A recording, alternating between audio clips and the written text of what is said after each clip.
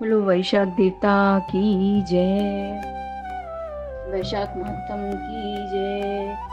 मैथिली कहने लगे कि वैशाख मास में कौन कौन सी तिथियां अत्यंत पुण्यकारक हैं, उनमें क्या क्या दान करना चाहिए और किसने इनको प्रख्यात किया है। तब श्रुतिदेव जी कहने लगे कि वैशाख मास में की सब तिथियां अत्यंत उत्तम है। प्रत्येक तिथियों में किया गया दान कई गुना फल देने वाला है। संपूर्ण तीर्थ करने से जो फल प्राप्त होता है, वैसा ही फल एक एक तिथि में स्नान दान तप होम पूजन आदि से प्राप्त होता है। कथा श्रवण करने से तत्काल मुक्ति मिलती है। रोगी तथा पीड़ित भी इस कथा के श्रवण से कृतकृत्य हो जाते हैं। जो कोई बिना स्नान दान इन दिनों को व्यतीत करता है, उसको गोवध कृतघ्न पितृघाती तथा आत्मघात का पाप लगता है। जल स्वाधीन है तथा शरीर भी स्वाधीन है, फिर स्नान में संकोच क्यों किया जाए। दरिद्री धनवान लंगड़ा लूला अंधा नपुंसक विधवा स्त्री बालक बुद्ध युवा सभी को वैशाख मास का सेवन करना चाहिए। वैशाखोक्त धर्म सुख के साधने के योग्य है, जिससे अधिक और कुछ शुभ नहीं।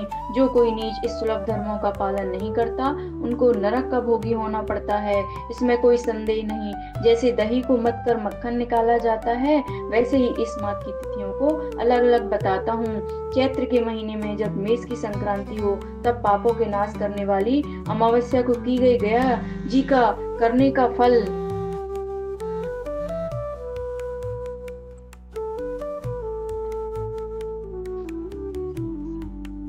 गया जी का फल मिलता है। मैं नरक और पितरों का एक पुराना इतिहास कहता हूँ। जब पृथ्वी में सर्वांगीण मनवंतर का राज्य था, 30वें कलयुग के अंत में जब सारे धर्म नष्ट हो गए, उस समय अनर्थ देश में धर्मवर्ण नाम का एक ब्राह्मण हुआ।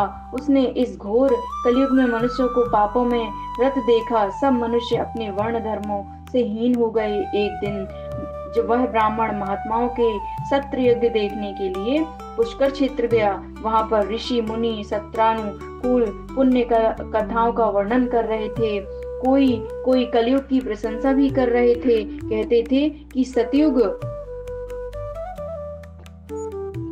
में भगवान एक वर्ष भी तपस्या से प्रसन्न होते हैं, तो त्रेता में एक मास और द्वापर में से एक पक्ष में, परंतु कलयुग में उससे 10 गुना फल भगवान के स्मरण मात्र से ही हो जाता है। कलयुग में थोड़ा सा पुण्य कर्म भी अधिक फल देता है। जो दया पुण्य दान धर्म आदि कुछ भी नहीं कर सकते, उनके लिए केवल हरिनाम उच्चारण करना ही अत्युत्तम है। जो अकाल में अन्न दान करते हैं, वे वैकुंठ को जाते हैं।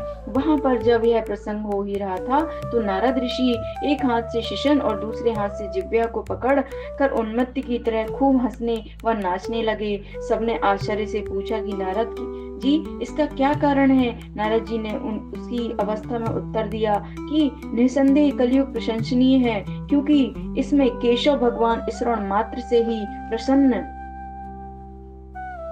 हो जाते हैं। तब भी मैं तुमसे कहता हूँ कि शिशन इंद्रियों और जिह्वा को वश में करना अति कठिन है।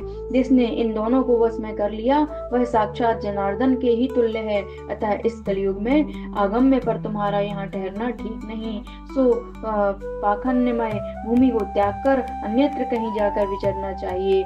वह सब मुनि ऐसे वचन सुनकर यज्ञ समाप्त कर कहीं अन्यत्र पर्वतों पर चले गए। धर्म वर्ण की यह सुनकर नैष्ठिक ब्रह्मचर्य व्रत धारण कर, छाल के वस्त्र पहन, कमंडल हाथ में ले, जटा बढ़ाकर कलयुग के अनाचारों को देखने के लिए संपूर्ण मनुष्य जाति घोर पापों में लगी हुई है।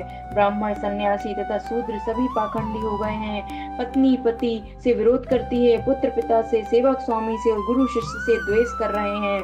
सब ब्राह्मण शूद्र वत हो गए हैं। वेद कहानी मात्र रह गए हैं। वेद विरुद्ध कर्म करना साधारण बात हो गई है। भूत पिशाच प्रेत आदि की पूजा सब करते हैं। संपूर्ण मनुष्य को कर्मों में लगे हुए हैं। कुकर्मों में प्राण तक त्याग देते हैं। झूठी गवाही देते हैं। मन में कपट रखते हैं। इति श्री वैशाख महत्तम कथा समाप्त। तो बंधुओं, वैशाख महत्तम का श्रवण मात्र से